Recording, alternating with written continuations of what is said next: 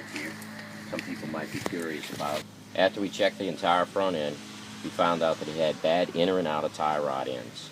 And just for anybody who doesn't know what an inner and outer tie rod end is, this right here, it would be the outer tie rod end, and this part right here is the inner tie rod end, and it's protected by a boot. There's some fluid up here, and it's like a little ball joint type mechanism that screws into what's called the rack and pinion, which actually steers the car.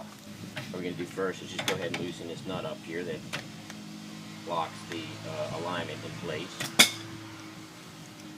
So unscrew that. This is called a tie rod end separator. See the elevation there? I'm going to put it right here between the spindle and the joint.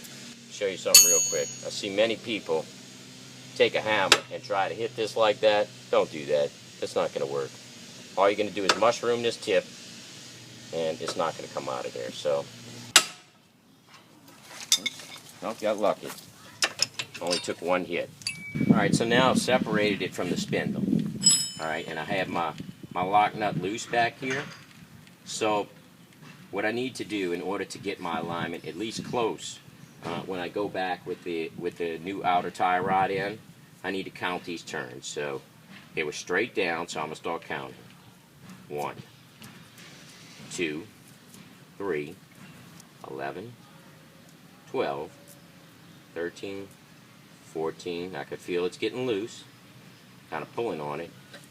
Okay, 14 and a half. It's out. So what I'm going to do, go back with the new one, just spin it on 14 and a half times, starting right where I left off with the other one. And what will happen is my alignment will be next to perfect. It won't really be off all that far as a toe in or a toe out, and I'll be able to drive it to the alignment shop. And that's really the only purpose of this count. You don't want to rely on this for long term because you're just going to wear your tires out. This is the result of not getting a front end alignment. Perfect example. Ball tire. By the way, this tire is about $140. Okay? Treads over here, no treads over here. So if you don't mind getting this, then just don't even pay attention to that. But most people don't like throwing money away. So cut the factory strap off of here. And then what I'm going to do is slide this boot off. What's going to be exposed after I take this particular boot off is this. Okay? And you can use a couple of tools to take this off. They have an inner tie rod end socket, this big long socket you could put over here, and what it does is it grabs this, grabs the inner tie rod end, and it turns counterclockwise to come off. There's several different tools that you can use to do this. You use a pair of pliers, a big wrench if you can get in there. Some people I've seen use an air chisel to get it started turning in the right direction. In other cases, when all those things fail, including the socket, we've had to use acetylene and oxygen to heat it up to actually loosen this fitting, and then it just slides off like butter. So, but only use that as a last resort, even if you have it available. Something else to note about this is all fairly easy to reassemble. I mean, you just turn it, you get it snug, you lock the joint in there, and don't forget to put the parts on in the order you took them off, because what you have here, okay, you have the inner tie rod in, and you slide the boot on, you tighten, you put a new strap on the boot here, you put the little clip on the strap of the boot back here. So if you actually forget to do that and you have the tie rod end on, you've done all your counts and put it back together, then you realize that you left this little clip off, guess what?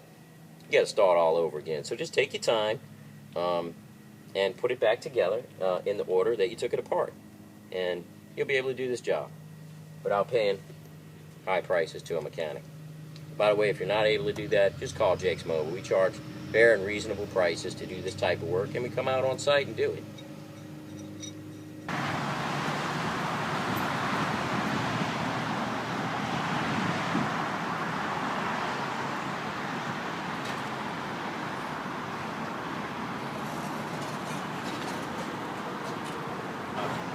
How did you find out? How did you get our name?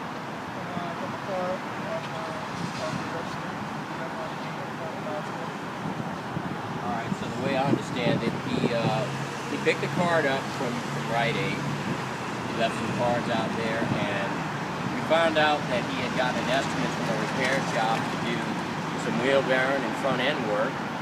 And the estimate I thought was pretty high, so what we offered to do is recheck the car and make sure that's what the problem was. Actually, that was not the problem.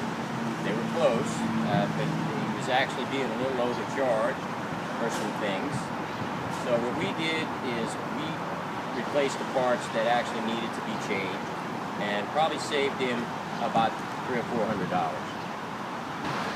All right, I just handed the keys to the customer and now finished all the work we needed to do with the front end.